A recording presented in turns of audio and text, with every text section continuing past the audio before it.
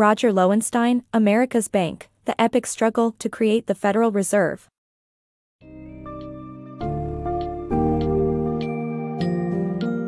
Dive into the intriguing history of the creation of the U.S. Federal Reserve, an institution that faced controversy and opposition from its inception.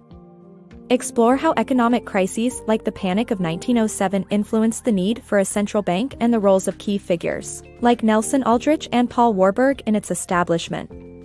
Inherent in America's Bank are the debates surrounding centralized influence, fiscal responsibility, and the balance between government oversight and laissez-faire economics.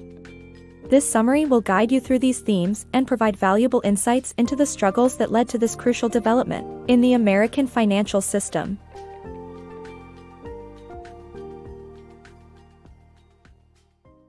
The central bank controversy. In early United States history, the concept of a central bank was hotly debated. A fear of concentrated authority and the potential control it could bestow on the government fueled this opposition. Banks at regional and state levels were left to issue their own banknotes. After the War of 1812, businesses started supporting centralized tariffs and regulations, which led to the establishment of the Second Bank of the United States. However, President Andrew Jackson fiercely opposed a central banking system, believing it was an elitist, anti-democratic force. His veto of the bank's charter renewal in 1836 put an end to the central bank dream for the rest of the century. The 1907 market crash. The U.S. experienced a devastating market crash in 1907, triggered by the United Copper Company's liquidity failure and subsequent panic. Trusts played a part in creating this sensitive financial environment, and with no central bank to step in, the economy contracted sharply. The crisis left an indelible mark, with banks yearning for the stability a centralized institution could offer. In the early 20th century, the U.S. enjoyed a period of economic prosperity that seemed unbreakable. However, in 1907, this illusion was shattered as a market crisis caused the economy to contract by a shocking 40%. One of the factors contributing to this crash was the rise of trusts, which are companies that hold monopolies in particular markets. Trusts could manipulate share prices, giving them immense power in unregulated markets. The 1907 crash centered around the United Copper Company, whose overconfidence in its ability to corner the market led it to borrow heavily. Unfortunately, not only were they unable to seize control of the market, they also found themselves unable to repay the debts to their creditors and banks. This liquidity failure ignited panic among the public, leading to concerns about the security of private companies and public financial institutions. Desperate to save their money, people rushed to banks to withdraw their savings. However, banks were not exempt from the crisis. Many had invested in speculative financial companies without having the necessary reserves to pay out deposits. This cascaded into another wave of panic, ultimately bringing the U.S. economy to a standstill. At this time, the United States lacked a central bank that could inject the much-needed cash into the system. Instead, regional banks had to rely on the goodwill of individual financiers or banking magnates like J.P. Morgan. This unsettling experience left American banks eager for a centralized institution that could help shield them from future crises and ensure lasting financial stability. Banking reform's progressive roots. The early 20th century progressive era marked great strides in social and political reform, giving birth to government oversight of banking systems, which was a relatively new idea at the time. While the women's movement fought for voting rights and black communities battled persistent race-based economic disparities, banking reform took center stage among white, male leaders of the time. With a growing belief in the necessity for change, the aim was to enhance government supervision, break up trusts and monopolies, and create a central bank in the United States. The Panic of 1907 served as a catalyst for reform, revealing the fallibility of self-regulating markets and the potential for businesses to exploit consumers without government intervention. As risky schemes plagued the stock market, public opinion shifted towards embracing comprehensive banking reform, driven by influential articles in the Wall Street Journal in 1909. Birth of American central banking.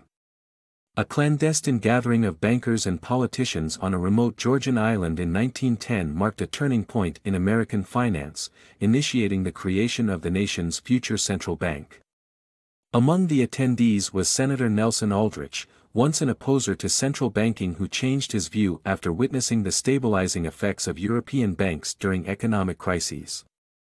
His beliefs, however, diverged from those of Paul Warburg, a German-American banker seeking stronger state regulation.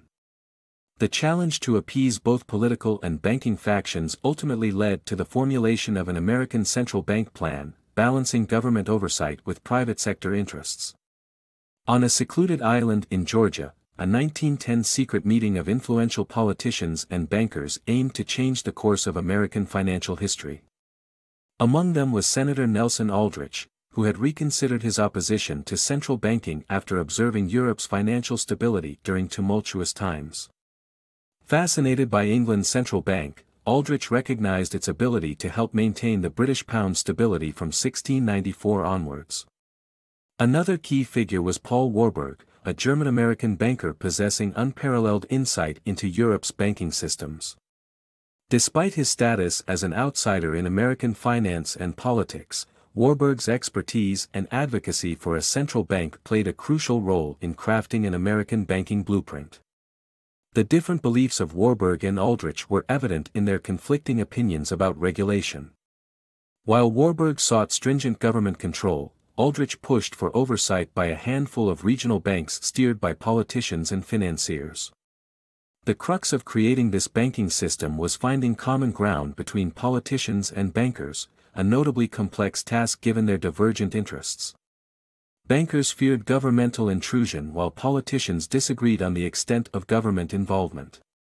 Republicans generally favored minimal interference, while Democrats sought thorough oversight but remained wary of bankers participating in regulation. Rekindling the populist concern of Andrew Jackson, Democrats were typically skeptical of financiers. Despite the resistance, this exclusive assembly eventually devised a preliminary plan for an American central bank, which paved the way for a pivotal financial institution in American history. Birth of the Federal Reserve. The historic meeting on Georgia's Jekyll Island led to the development of the Aldrich Plan in January 1911, which laid the foundation for the establishment of America's centralized banking system, known as the Federal Reserve. The Aldrich Plan had three main objectives: to unite state banks and establish a smooth-running interstate commerce, to create a standardized national currency that would hold equal value across the United States, and to introduce paper money which would improve business liquidity and mitigate financial crises. Designed to cater to the interests of both politicians and bankers, the plan expanded the government's role in fiscal supervision, enhancing overall accountability, while simultaneously providing bankers with a more significant share in interstate commerce through extended business opportunities and a larger banking network. Although not completely adopted, the Aldrich Plan addressed critical issues that contributed significantly to the formation of the Federal Reserve Act. Wilson's central banking vision. Woodrow Wilson, the 28th President of the United States, was a proponent of both a powerful federal government and laissez-faire economics. To pursue these goals, he led the charge for a national central bank, ultimately culminating in the 1913 Federal Reserve Act.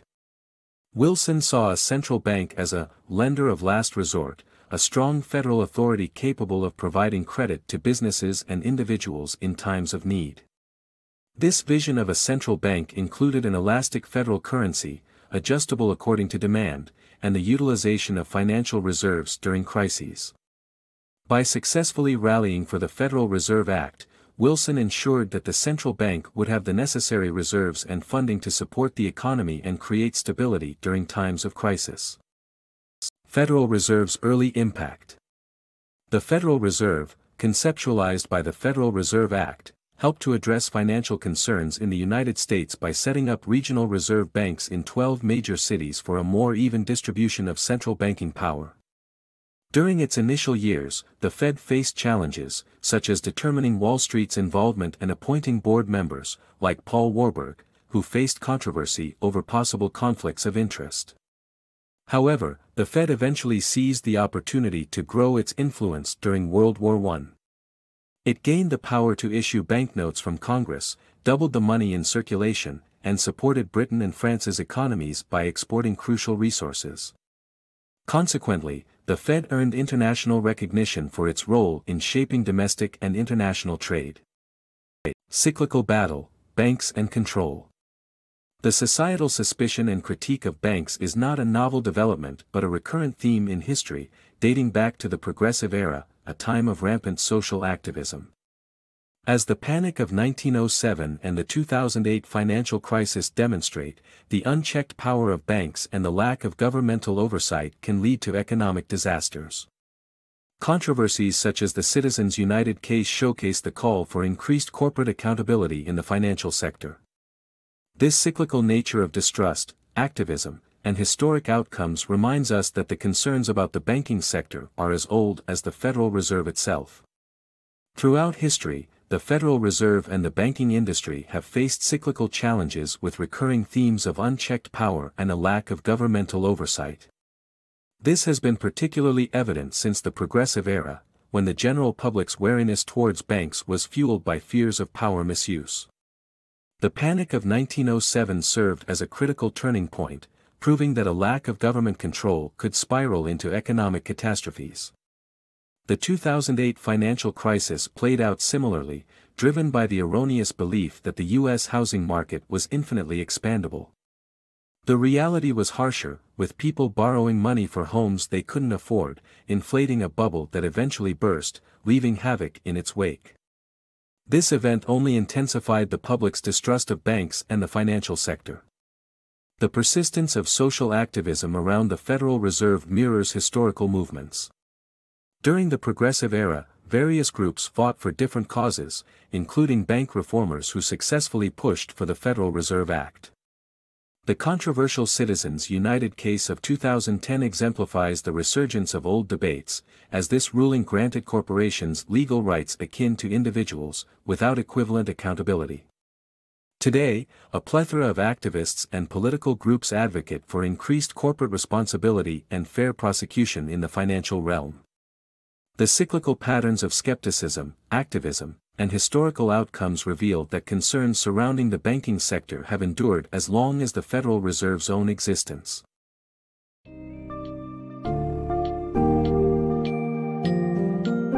As we reach the end of our exploration of America's Bank, we observe how historical concerns about the U.S. Federal Reserve's power persist today.